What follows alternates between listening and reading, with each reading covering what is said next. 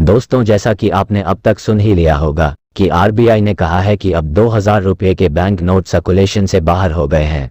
यानी आरबीआई अब 2000 के नोटों को बंद करने जा रहा है। लेकिन अगर आपके पास 2000 के नोट हैं तो आपको घबराने की ज़रूरत नहीं है। आपको बस अपने इन पैसों को बैंक में जाकर बदलवाना होगा। आप बैंक में जाकर इन नोटों को बदलवा सकते हैं।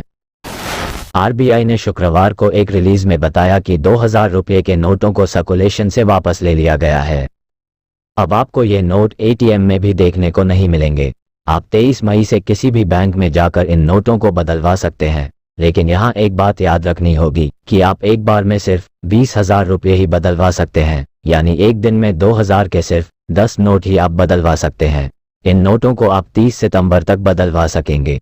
30 सितंबर के बाद ये नोट सिर्फ कागज का टुकड़ा बनकर रह जाएंगे। तब तक आप इन नोटों से मार्केट में खरीद फरोख्त कर सकते हैं। आरबीआई ने कहा है कि लोग 2000 रुपये के नोट अपने बैंक अकाउंट में जमा करा सकते हैं।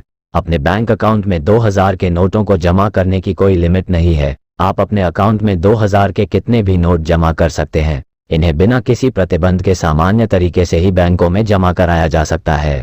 2000 रुपये के नोटों को 23 मई 2023 से आप बैंकों में जाकर बदलवा सकते हैं। हालांकि परिचालन सुविधा सुनिश्चित करने के लिए आरबीआई ने कहा है कि एक बार में सिर्फ 20,000 रुपये ही बदले जा सकते हैं। आप एक लिमिटेड टाइम तक ही इन 2000 रुपये के नोटों को बदलवा सकते हैं। आरबीआई के अनुसार सभी बैंक 30 सितंबर 2023 तक 2000 रुपये के नोट को बदलेंगे। यानी आप 30 सितंबर 2023 तक इन नोटों को बैंक में जमा करा सकते हैं या बदलवा सकते हैं।